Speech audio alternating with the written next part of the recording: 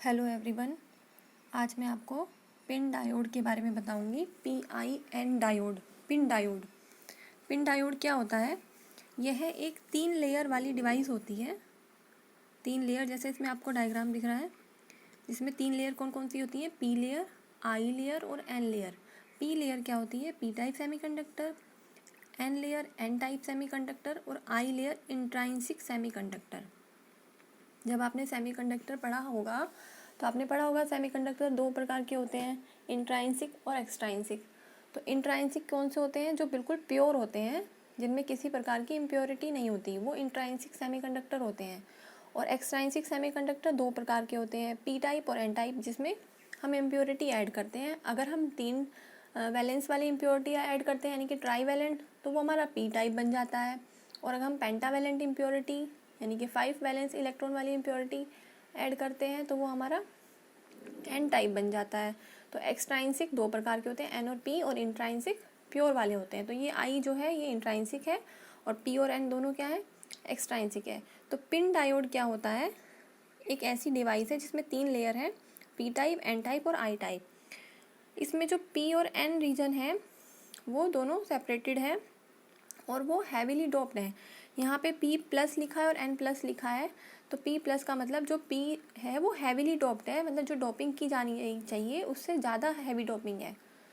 एक नॉर्मल जो P में डोपिंग करी है हमने P टाइप प्राप्त करने के लिए, उससे ज़्यादा हैवी डोपिंग करी है। तो हमें P प्लस से डिनोट करके बता रहे हैं कि यहाँ पे हैवीली डोप्ड P जंक्शन है, P टाइप सेमीकंडक्टर है, और heavily doped N type semiconductor है। अब ये इंट्राइंसिक रीजन क्या करता है? ये इंट्राइंसिक रीजन जो होता है हाई रेसिस्टेंस प्रोवाइड करता है। किसको? जो करंट इसके थ्रू पास होती है उसको हाई रेसिस्टेंस प्रोवाइड करता है, क्योंकि ये तो प्योर सेमीकंडक्टर, इसमें कोई भी फ्री इलेक्ट्रॉन्स नहीं है, तो ये करंट को पास होने से तो हाई रेसिस्टेंस प्रोवाइड करेगा ही, क्योंकि इसमें खुद कोई ये खुद कंडक्टर नहीं है, ना खुद सेमीकंडक्टर है। ये तो एक इंसुलेटर की तरह काम करेगा इंट्राइंसिक लेयर, क्योंकि तो प्योर सेमीकंडक्टर है, इसमें किसी प्रकार का इलेक्ट्रॉन का फ्लो नहीं होता। तो ये क्या प्रोवाइड कर रहा है? हाई रेसिस्टेंस प्रोवाइड कर रहा है। The wide intrinsic region makes the PIN diode an inferior rectifier, but it makes the PIN diode suitable for attenuator, fast switch, photo detector and high voltage power electronics application. लेकिन इस high resistance के कारण ही, जो ये high resistance provide कर रहा है, इसके कारण इसको हम कई चीज़ों में यूज़ कर सकते हैं, जैसे कि फोटो डिटेक्टर्स में, फास्ट स्विचेस में, एटीन्यूएटर्स में, या हाई वोल्टेज वाली जो भी पावर इलेक्ट्रॉनिक्स की एप्लीकेशन हैं उसमें हम इसको यूज़ कर सकते हैं।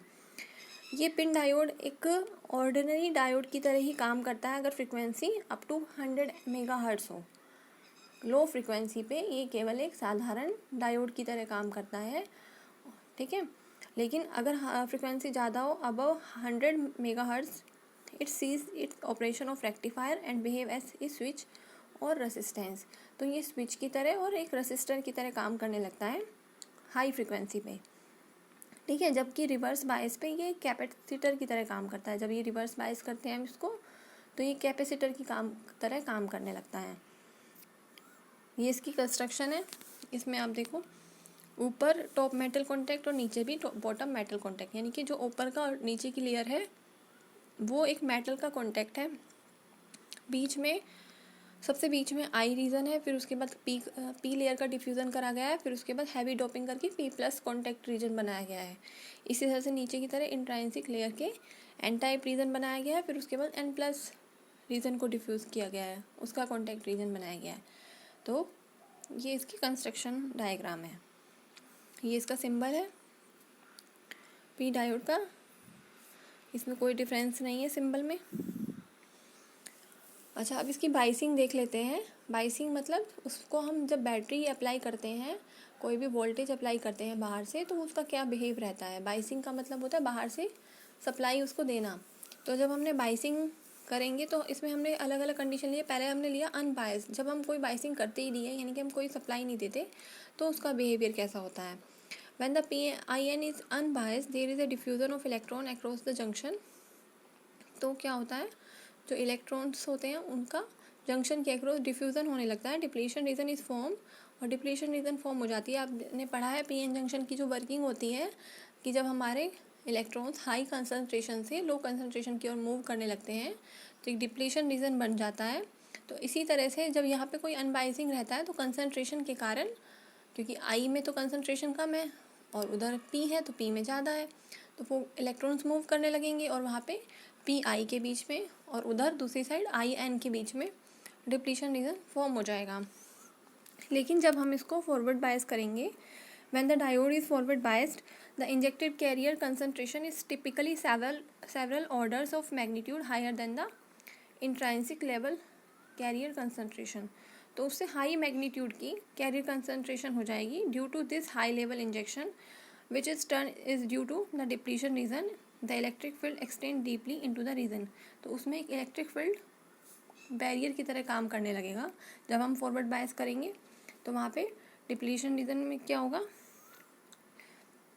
उसमें जो इंजेक्टेड कैरियर होगा उनकी कंसंट्रेशन ज़्यादा हो जाएगी और एक इलेक्ट्रिक फील्ड काम करने लगेगा उस रीजन के बीच में, ठीक है। और ये इलेक्ट्रिक फील्ड क्या करेगा, helps in speeding up of the transport of charge carriers from P to N. ये इसकी हेल्प करेगा ट्रांसपोर्ट करने के लिए चार्ज कैरियर्स को फ्रॉम पी टू एन। ये उसकी मदद करेगा और उसको स्पीड अप करेगा कि चार्ज कैरियर जो है वो पी से एन की तरफ जाएँ, which result in faster operation of the diode. ये ही जो रिज़ल्ट इसका ऐसा है, ये इसको हाई फ्रिक्वेंसी ऑपरेशन के लिए सूटेबल बनाता है। इसीलिए हम इसको माइक्रोवेव डायोड के नाम से भी जानते हैं, क्योंकि हम इसको माइक्रोवेव फ्रिक्वेंसी पे यूज़ कर सकते हैं। In forward bias the diode behave as a variable resistance की तरह काम करेगा and resistance decrease with increase in forward bias voltage. क्योंकि वेरिएबल रेसिस्टेंस की तरह काम कर रहा है, जो मैंने बताया कि पी टाइप लेयर है और एन टाइप लेयर है और बीच में आई लेयर है जो हाई रेसिस्टेंस प्रोवाइड कर रहा है। लेकिन जब हम फॉरवर्ड बायस करेंगे तो जैसे जैसे हम फॉरवर्ड बायस बढ़ाते रहेंगे रेसिस्टेंस हमारा कम होता रहेगा और चार्ज कैरियर्स को आसानी से रास्ता मिल जाएगा पी से एन की तरफ जाने का, यानी कि करंट फ्लो होने लगेंगी। तो ये है एक फॉरवर्ड बायस में वेरिएबल रेसिस्टर की तरह काम कर रहा है, लेकिन उसका रेसिस्टेंस फॉरवर्ड बायस के बढ़ने के साथ साथ घट रहा है। रिवर्स बायस पे देख लेते हैं क्या होता है। रिवर्स बायस पे वोल्टेज जब हम इंक्रीज़ करते हैं तो डिप्लीशन रीजन की थिकनेस जो होती है वो इंक्रीज़ हो जाती है।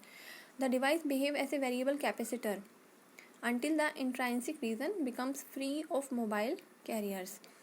तो उसमें हमारा फॉरवर्ड रीजन में तो ये वेरिएबल रेजिस्टर की तरह काम कर रहा है, लेकिन रिवर्स में ये वेरिएबल कैपेसिटर की तरह काम करने लगेगा, यानी कि रिवर्स में उल्टा होगा उसका।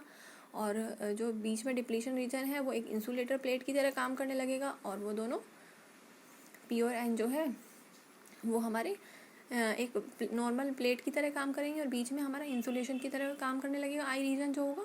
तो यह एक रिवर्स बायस में वेरिएबल कैपेसिटर की तरह काम करने लगता है,